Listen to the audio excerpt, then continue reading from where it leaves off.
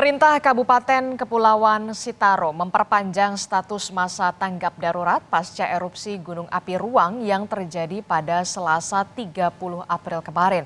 Status Gunung Ruang naik dari level siaga menjadi awas. Erupsi yang kembali terjadi membuat pemerintah kembali menetapkan perpanjangan status tanggap darurat dari 30 April hingga 14 Mei mendatang. Warga di Pulau Tagulandang yang kini berada di posko pengungsian akan dievakuasi ke Pulau Siau dengan menggunakan kapal KM Lohoraung. Setidaknya ada 8 titik yang akan disediakan pemerintah untuk pengungsian warga dari Pulau Tagulandang. Warga pun diimbau untuk tidak beraktivitas di radius 7 km dari puncak Gunung Ruang.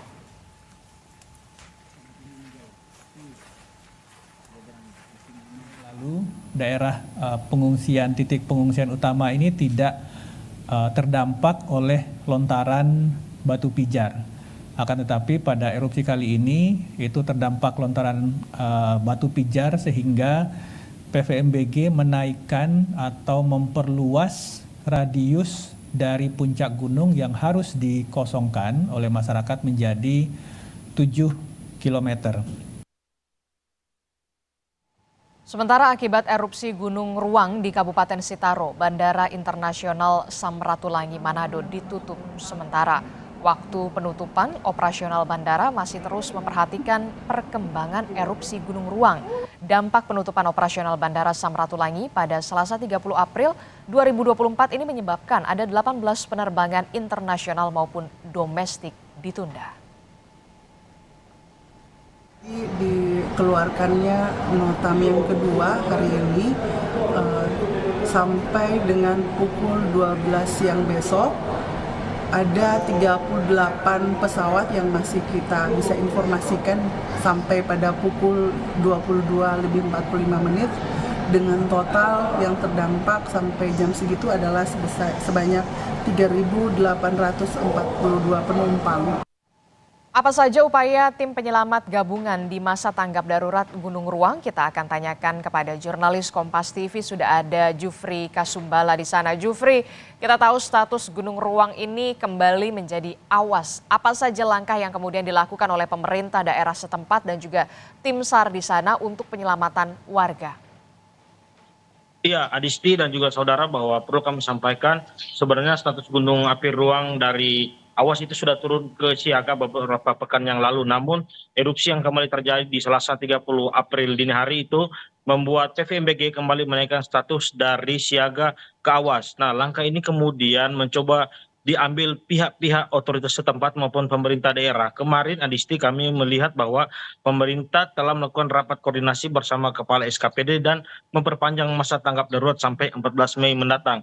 Nah, dalam perpanjangan masa tanggap darurat ini pemerintah akan berupaya atau memaksimalkan dalam penanganan pengungsi warga Tagulandang maupun warga Pulau Ruang yang saat ini kembali terdampak erupsi Gunung Api Ruang. Dan perlu kami sampaikan proses evakuasi untuk warga dari Pulau Tagulandang keluar ke pulau yang lain itu dilakukan sejak tadi malam sampai dengan dini hari tadi. Nah, kami mencatat sesuai dengan data pemerintah bahwa ada beberapa kapal yang disiagakan. Pemerintah mengeluarkan 2 kapal feri yang pagi ini rencananya 1 kapal feri akan tiba, dan semalam kapal KM Lohoraung sudah tiba dengan membawa 342 orang. Tidak hanya kapal feri Adisti, tapi kapal KN Bima Sena milik tim SAR, kapal KRI Kakap juga milik TNI AL sudah melakukan evakuasi, dan data terakhir dari TNI Angkatan Laut KRI Kakap semalam memuat 123 orang, tapi bukan ke Siau, menuju ke Kota Bitung dan Kota Manado. Itu untuk hari ini Adisti. Jadi banyak sekali kemudian kapal yang sudah dikerahkan, terutama kapal feri untuk mengevakuasi warga baik itu ke Pulau Siau ataupun ke Manado dan juga Pulau Bitung begitu. Nah, kan kita tahu kemudian ini masih masa tanggap darurat. Pusat posko pengungsian akan berada di mana? Kemudian pendistribusian bantuan terhadap warga yang terdampak seperti apa?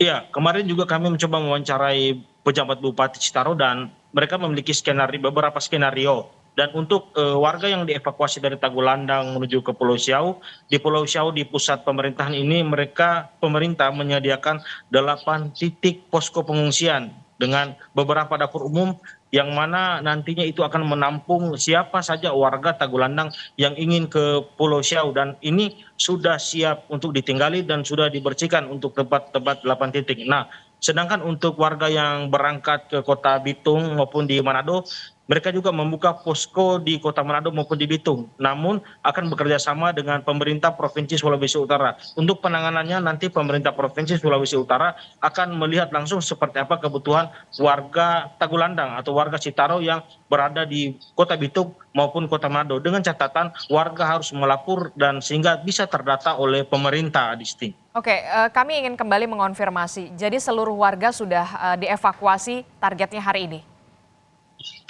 Iya, Adisti. Untuk hari ini, memang untuk Pulau Tagulandang sendiri kami mendapati bahwa jumlah penduduknya sekitaran 22.000. Untuk warga yang masuk di daerah terdampak itu sekitaran 11 ribuan, Adisti.